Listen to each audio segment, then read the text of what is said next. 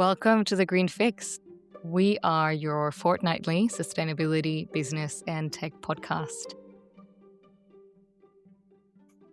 We've been excited to speak with Mick since we first started The Green Fix due to his tech-first foundations and 9 years of experience bridging sustainability, clean tech, and climate tech. In this chat, we explored the systemic challenges within the Australian climate industry, specifically questioning why excellent university research sometimes fails to commercialise locally. We also cover tangible corporate actions, contrasting companies that build solutions inside their business against those that procure local innovations. And finally, we look to the future intersection of AI and climate tech, ending with a powerful call to action for sustainability managers to stop having to play the role of a hall monitor.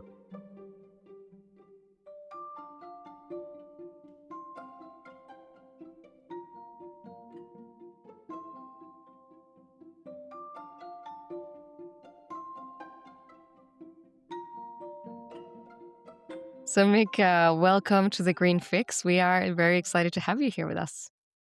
Thanks so much for having me. I'm also very excited. We can't wait to do this deep dive on AI and corporate innovation. But before we kick that topic off, a lot of our listeners would be familiar with your work, particularly at Climate Salad. But for those who may have not met you, can you share a little bit about your journey and what you've been working on for the last 10 years? Yeah, of course. So, short life story, total nerd that got into computers, got into the internet, got into web development, got into startups. I got really lucky to work for a really big global tech company in Australia in the early 2000s after having a tech startup of my own, and then helped a number of companies launch into the US as startups, and then teamed up with Phil Moore. A little bit accidentally started an incubator called Pollinizer back in 2008, and we ended up working on about 25 companies, supporting the start of StartMate with Nikki, Mike and Brooks, and a few others. And then I got asked to come to Telstra to help set up a tech accelerator for them called Muru-D. We actually funded a bunch of climate companies back then, including FloodMap and Fluorosat, which became Regrow. And then we ended up having a lot of companies focused on the US. So I moved to San Francisco, and 3 months after moving to San Francisco, a certain person pulled out of the Paris Agreement after being elected president of the US. It just so happens that my best friend in the world is one of the leaders of climate policy in Europe, working for PRI, and he told me to get in the game basically, and said we need 10,000 innovations in this space. Step up, and I thought, wow, this is a potential great purpose I can have for the rest of my life. Just started working with the universities over there in any programs in clean tech sustainability. Moved back to Australia in 2019. I did 2 years with BCG. Digital Ventures, trying to work on climate, but it was kind of a mix. So I ended up leaving to 100% focus on climate work. And then I just started this newsletter called Climate Salad. And every time I wrote about these companies, I'd get inundated with more companies and more people wanting to work in this space. And that definitely accidentally became this community of Climate Salad. So we grew it from about 20 companies to over 800 now. About 1,200 members, about over 150 mentors, 150 investors. The whole goal was to create a foundation of this new industry, which I think we have, and we've got great momentum to build on, and that brings us up to speed to 2026. Very good. And we are excited to dive into the lessons that you learn in Silicon Valley. But before we go there, the AI and climate tech, two mega trends that are happening at exactly the same time on parallel tracks. And now we're starting to see the integration of the two. How do you view the relationship between both of them as they are these emerging pillars of the 21st century national and global economy? Yeah. It's really interesting when you think about like exponential growth. Most people really only notice it when it gets to that real J curve and takes off. And AI and climate are the same. Eunice Foote did the first experiments on carbon dioxide back in 1856. So we've known for a very long time the challenges, but now this culmination of knowing these problems very viscerally in front of in our news feeds and also in front of our own eyes, as well as the solutions. So there's been that exponential hit around climate. And then AI as well. It's been in the science fiction books for a long time, and people have been definitely working on it, and then all of a sudden it just tips. And what's interesting about both actually is there's the very, very obvious things to see, like climate change and things you might see around solar and batteries and wind. And AI is, I want to solve something, so I'll go and ask AI.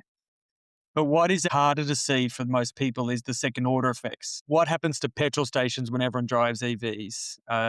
What happens to data centers when everyone's using AI? What happens to the water in a town when a data center needs more water to cool down its GPUs? What's really interesting about it is these two big megatrends hitting at the same time, really complex, multiple first, second, and third order effects happening. But what is probably most interesting is they both desperately need each other. You can't address this growth in AI without thinking about energy and water, particularly, but land and other things as well. And I genuinely don't think we're going to solve all these really complicated problems in climate without a bunch of AI. Just honest, so best of frenemy, really complicated, but also genuinely exciting. Yeah. Yeah, I agree. There's that tension of excitement versus concerned around AI. And I'd love to understand from your perspective, you have such a great outlook into not just the local innovation market, but also that global perspective. What do you see as some of the most important, relevant, exciting developments in AI that could change the trajectory of climate and climate change? It's a great question. There's a few really, really big ones. One is just grid complexity and grid optimization, like the complexity of every house is a VPP and virtual power plant, batteries and solar and EVs, and I'm charging over here and I'm going over here. It's hot today and it's cold tomorrow. And the complexities of grids are such that there's no way that's going to be able to be managed and optimized and made efficient enough without AI. The bigger challenge, I think, is storage, like energy storage. Batteries are going to play a massive role, making them more efficient, making them more robust, more chargeable, I think, so battery chemistries. And then it gets really interesting and slightly scary when you start to think about algae and soil and even fungi and phytoplankton. Half of the world's oxygen and therefore half of the CO2 abatement is through phytoplankton, this tiny little thing in the middle of the ocean. So one really interesting thing is this combination of AI and real life, such as algae and seaweeds, soil, mushroom, etc. So you have this combination. Slightly scary in the fact that you might be actually having a full loop of a living organism and AI, and one day maybe you come back to the lab and it's walked out by itself. So yeah, just a few areas I think that are going to be really key. Yeah, thanks for sharing that. And you've shared three really great examples: the application to optimize the grid, battery storage, and AI plus organic matter. Are there any examples of early wins that you're seeing in any of these spaces that become a guiding light for us, whether it's in Australia or globally? I think probably one of the best examples in Australia is FloodMap, who's combined this massively complicated idea of water flowing and hydrology and AI. And the normal exposure you have is to check the weather report. It's like 50% chance of rain, but actually thinking about where the water's going to go, where it's going to flow, that's massively complicated and has become significantly since I first met Juliet from FloodMap, launched out of Brisbane, but now globally successful. Yeah, they've done incredible work around managing floods and water and thinking about protecting life and assets, of course. And I think it's a great example of using AI for such a good purpose. Totally. And also such a good example of the scale of problem that it's now possible to attack, overlaying technology with systems thinking, with very strong collaborative action as well. Agree. One of the hard things about communicating climate problems is that almost none of them are actually new. And it's one of the things which you don't think about it until it's a big problem. But investing in FloodMat is an investment in prevention as well. It helps you understand where is water likely to come and where is it likely to go? How do we prevent and manage that? And For sure. I'm sure it's no coincidence that FloodMap came out of Brisbane, which is well experienced with seismic level floods. exactly. And what is apparent, though, is they've been so successful in the US. And last year with the NRMA Insurance Help Fund, we were able to give them some funding to be able to apply this amazing Australian technology to Australia. Um, um, with all this experience that you had working in Silicon Valley, you worked with early stage startups, you did a lot of work in market entry and you did securing major customers, preparing for capital raise. Are there some lessons that could be applied to Australia to build climate innovation momentum? Yeah, I think so. There's lessons from all over, and as well as we've got to carve our own path. One of the real structural things which I think has improved dramatically but hasn't changed completely is that Australia is a big country but actually a small market. You're just north of us in Indonesia, I think 280 million people.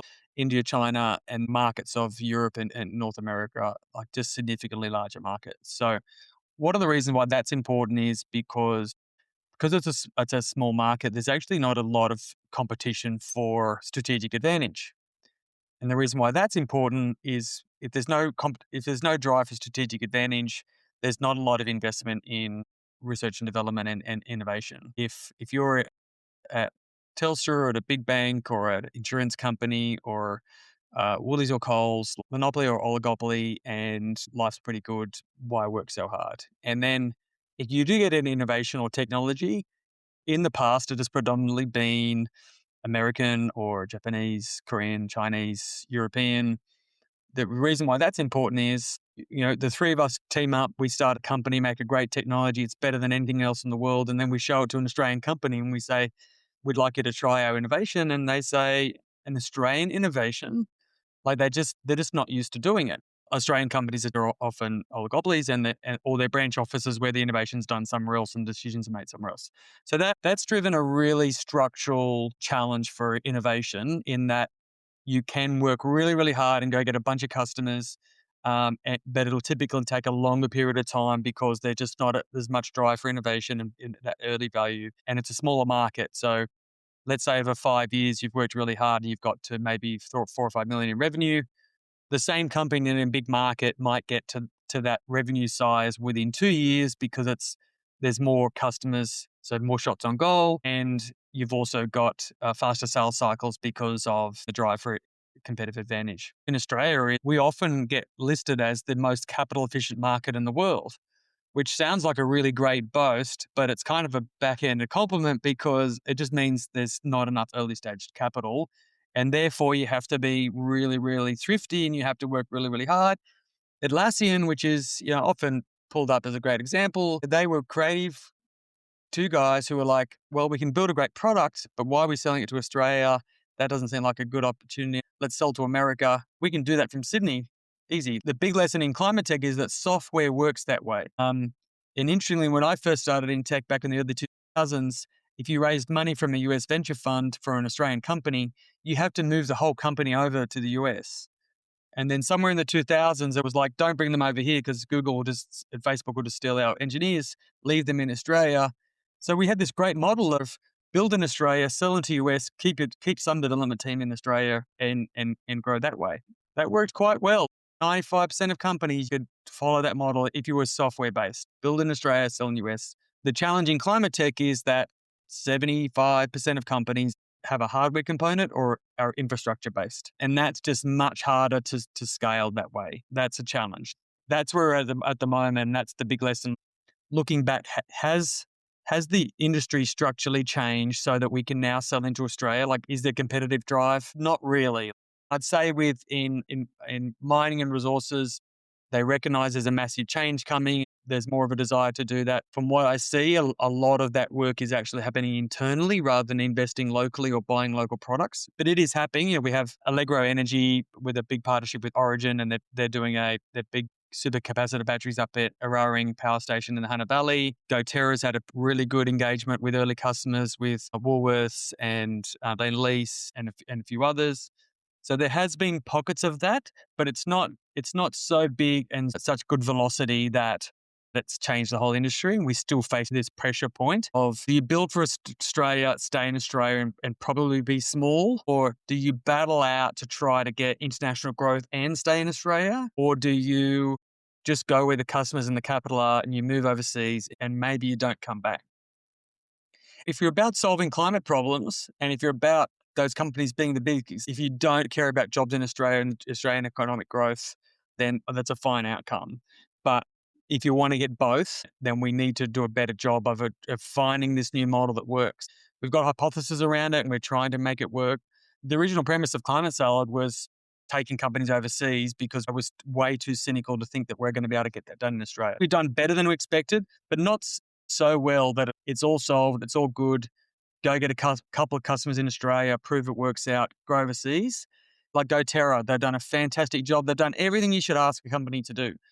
Go get some pilot customers, make sure it works, get the economics working, get some funding, grow globally, and still they're working their butts off and got more work to do. Thanks, mate. That's such a thoughtful explanation of the state of play that climate tech startups are facing, and it shows A, how hard it is, but B, what a Goliath effort the startups that exist have gone through in order to find those paying customers, whether they be local or overseas, and do the classic Australian cultural boomerang to come back once they've picked up praise on the global stage. Speaking of operating in Australia with those lack of competitive advantage that you mentioned, how have you seen corporate procurement teams mature their adoption of local innovation in the examples where that has occurred? Yeah, it's a good question. And certainly it's not a hopeless case. It's just harder the first time. And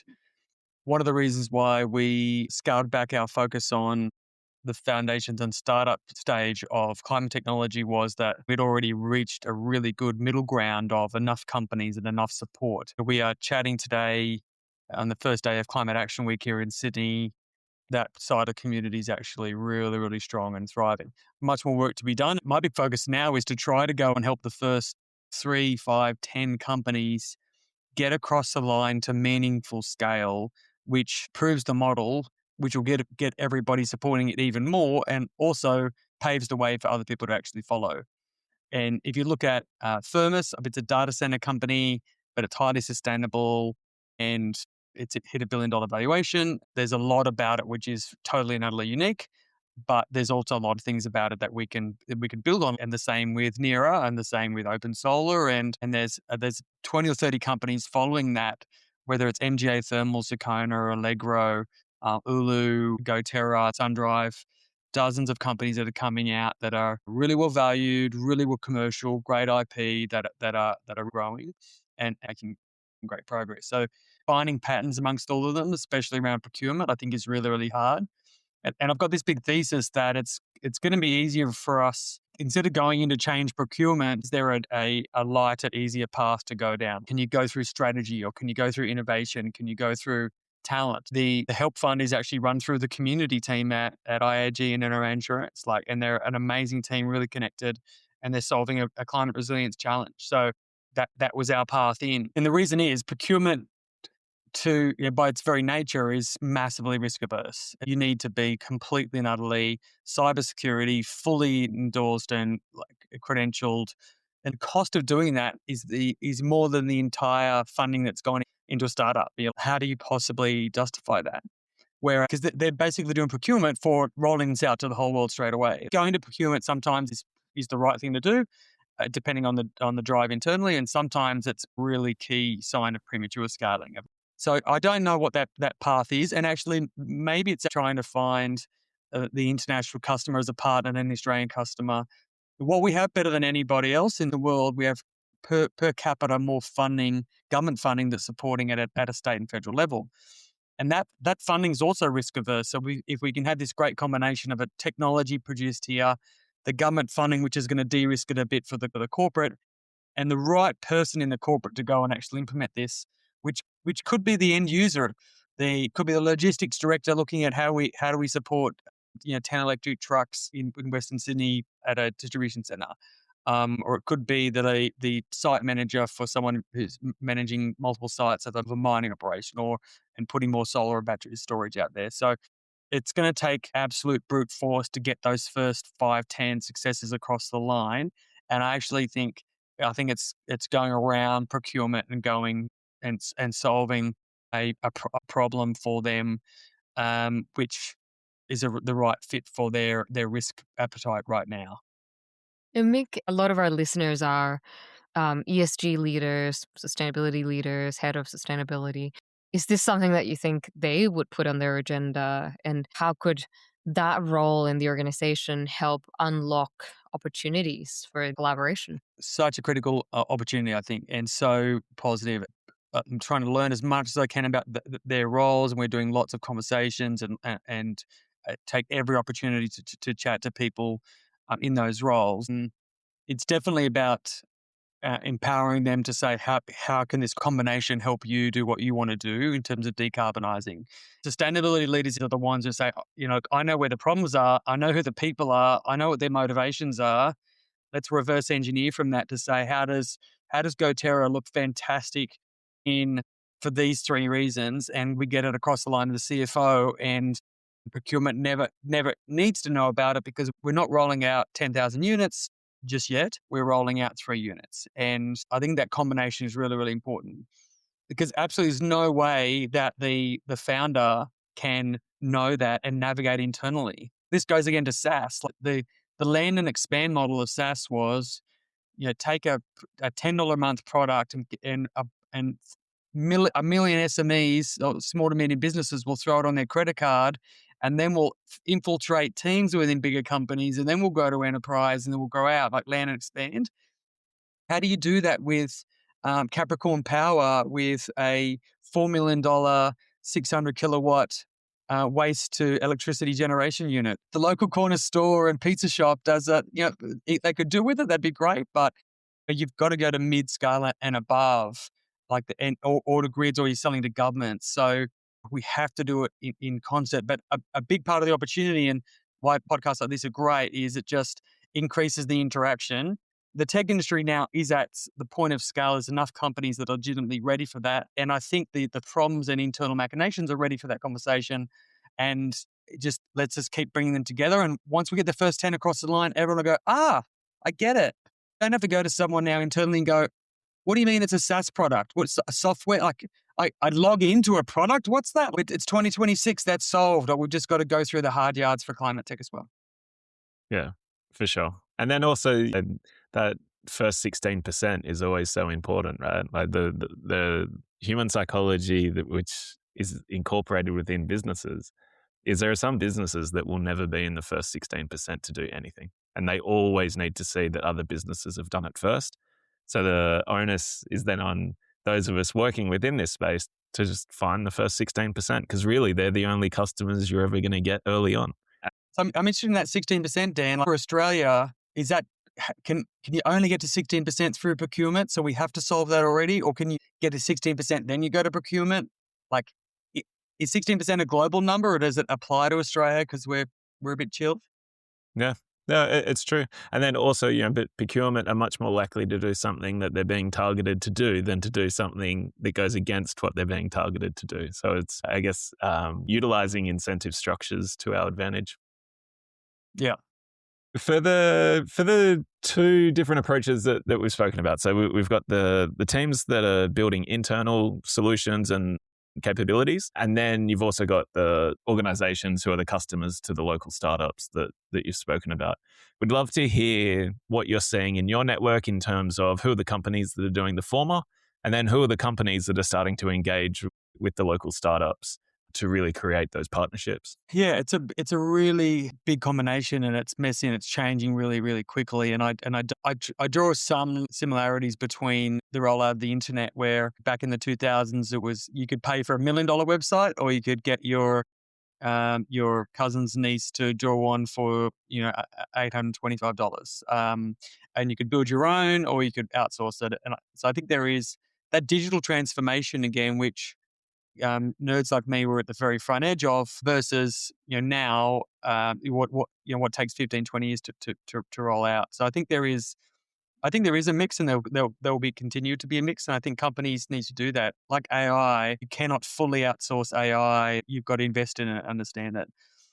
I think what is really interesting is that because it's policy driven, but also problem driven, in terms of the actual seeing these problems manifest in the world, the pressure to make these decisions are accelerating, which is, I think, is a really interesting dynamic internally. So while some companies might have been like, hey, let's give it to the tech team or the innovation team or the strategy team, we put a little bit of budget to it, and let's look at it next year. I think in a lot of areas that's actually really increasing, and I think mandatory reporting has changed that, and quite visibly so.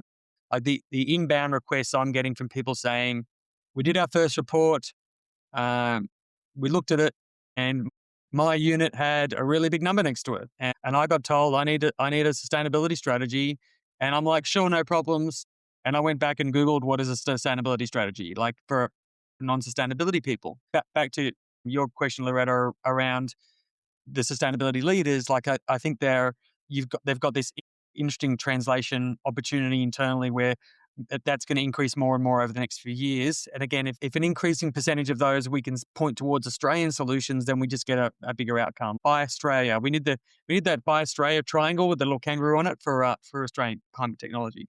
What is interesting is a lot of the mining oil and gas companies have been largely internal, or I'd say the higher percentage has been internal, partly I think because of risk and fear. Obviously they've got their own IP and they've got their own knowledge, and they want to keep developing that. And partly it's like, well, we know better than everybody else our own problems and our own realities. And I think there's also a risk you take as soon as you put that out there and say, I'm going to go commit to this. I noticed about a month ago that Ampol petrol stations were hiring EV specialists because they're like, yeah, our petrol stations have got EVs. And that's obvious to me, but seeing an ad on LinkedIn saying that is saying it to the world. True. I think in terms of companies that I've seen do really, really well so far, I think Lend-Lease, again, through their GoTerra work, and again, driven a bit by regulation of like, hey, we want Barangaroo to be really, really climate sustainable positive. Okay, well, we'll get cold water from the bottom of the harbour and we'll get a GoTerra unit in. I don't think they're driven for it, but I think they're quite open and they've been positive about solutions. Origin Energy, I think, has been really, really positive. Some of the EV team at AGL, I think, have been really, really positive. And obviously, these are massive companies with multiple challenges, and it's not a simple answer. I think Publica, again, we've seen differences of things like BHP and Rio Tinto have done mixes and are trying various things. There's a pressure around the quarterly cycles of a business and reporting and the time it takes to actually legitimately invest in these things. And probably the biggest question for everyone has been timing. Eunice Foote and everybody in climate wants this to happen absolutely super fast, and it will sacrifice profits of every fossil fuel company in order to do that. But obviously the fossil fuel companies won't do that. And an investor needs a return over a certain period of time. And if we can't say that the return is going to happen in that period of time, they can't make the investment. So there's this massive pressure around the timing of when this is going to happen. It's a classic case of gradually then suddenly. And I think this is what's really interesting around that point, Dan, around what's happening internally to these companies. Sometimes it's like almost the 5 stages of grief, but applied to climate. Denial, pretend it's not happening. Oh, what's the minimum we can do? And then, oh my goodness, you see that the risk of not doing anything and things going bad for you getting bigger, and then the opportunities start rising. Like, oh my goodness, look at the adoption of home batteries in Australia. That is off the charts. Like, that's just crazy good. What if we're positive on this? Are the opportunities better if we go and apply to this? So that melting pot of complexity is happening within all these organizations. But the difference of someone like Fortescue, who, based on, I think, the founder and based on the nature of the company, they've got a really aggressive decarb goal and plan, versus somebody who's like still hedging their bets and not quite sure. Again, I can't tell you, I've got no crystal ball on that in terms of exactly how that's going to play out. But in a time of mass change, uncertainty, complexity, and volatility, your learning speed is a critical metric on your ability to adapt and respond. And being like, no, I'm not going to do anything, I'm just going to wait and see. I think the time of that has gone. So, companies like Woolies, I think we were there, Woolies X, and the work of Ingrid and the team, they're another example of a company that's gone well in advance of the market being ready. They've invested the capabilities, they've invested internally, and I think they're going to be really, really well prepared to weather the changes, but also still build a great business. Which, back to the point around sustainable development, there's no doubt that capitalism has things gone a little bit too high. And we need, I think, for the planet, we need to get back to a bit more balance and equilibrium. I've got 3 kids and I want their lives to be fantastic. And so we want sustainability and development of humanity at the same time. And I think having a great mix of internal development and external collaboration and engagement is absolutely critical. Yeah, absolutely. Well, thanks so much, Mick. It's been such a great chat, and we're really grateful for all the knowledge that you've shared today. So just one final question before we get into that rapid fire. What is one key takeaway from today's conversation? And also, what is a call to action that you would put out to our listeners in regards to your work? Yeah, I do just want to quickly highlight that I genuinely think there's over $1 trillion of economic value in our universities and CSIRO that can go towards solving climate challenges and other challenges. If we can push a little bit more aggressively on commercialisation, we could get the result. And I think that the changes happening in universities is the right timing to go and push that. The real key overarching message of all this is to be positive, that the change is happening, that the momentum has been built, and that we can absolutely do this, and that every single person can play a positive role here. Whether you're the Chief Sustainability Officer of Qantas, and Fiona's fantastic and doing great work as well, or whether you're a logistics manager of a distribution centre out in Western Sydney, and can encourage them to get electric trucks. I used to be, for a little bit, I got pessimistic about climate, and then I got optimistic, and now I'm absolutely certain we can solve it. And that certainty comes from this combination of technology and people just working to solve these problems. So be optimistic, be positive, and find your best way to contribute. Unreal. And a brilliant segue into the rapid fire first question, which is what is a thought-provoking book, podcast, or article you'd like to share with our listener that has helped you on this journey that you're on? It's a really great question. I've been really enjoying the videos by Rosie, Engineering with Rosie, on YouTube. She does a really good job of being clear, direct. She interviews some of the best people around the world, and I found it just so enlightening to touch on some of these really key areas in such a positive, clear way. So, Engineering with Rosie, yeah, give it a search. Excellent recommendation. And Mick, who is someone that inspires you that you think we should be interviewing on this podcast? So many amazing, inspiring people. I'd love you to talk to more founders. Someone who I think is building a really, really exciting business is Raj in Melbourne. She runs a business called Capture. She's building a product which is able to decarbonize diesel generators, of which there are over 100 million and more coming. And she's just this great combination of a hustling, hardworking founder building a very, very hard technology with absolute purpose and belief. So, yeah, chat to Raj. Perfect. Great recommendation. And what's one piece of positive climate news that you've heard recently? I'm going to come back to the home batteries. Home batteries is this beautifully simple answer to what happens when the wind doesn't blow and the sun doesn't shine. And the fact that Australia has adopted that so wholeheartedly and at a massive scale, I think that's such a good indication of the positive momentum. And I just really, really proud that we've been able to pull that off. Yeah, 100%. We share your excitement. Exactly. And one last one, Mick, if we give you the green fix magic wand, make a change in the world, what would you do with it? Oh, well, yeah. I'm going to be really specific, actually, even though there's so many challenges of the world to solve. But it's going to go back to that. I'm just going to say that it becomes that Australia looks at Australian climate innovations as exciting and believable and things they want to support, and that the money that's allocated towards trialling Australian climate technologies goes up by 100. That would create jobs, economic growth, validation, momentum, excitement, belief, and everyone wondering, well, everyone being scared about climate change and this energy transition might look at it and say, do you know what? I think we can do it. Fantastic. Yeah, such a good use of the magic wand. And thank you again for today. Like we said at the top, you're someone who we've wanted to have on for a very long time. The role that you've played in the Australian climate tech space in particular has been profound. And we're very grateful that you joined us today. So glad to be here. So pleased to be having this conversation. Thanks for having me. Thanks, mate.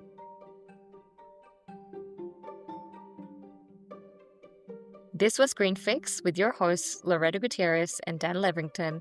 You can get your Green Fix every 2 weeks on Apple Podcasts, Spotify, or Pocket Casts.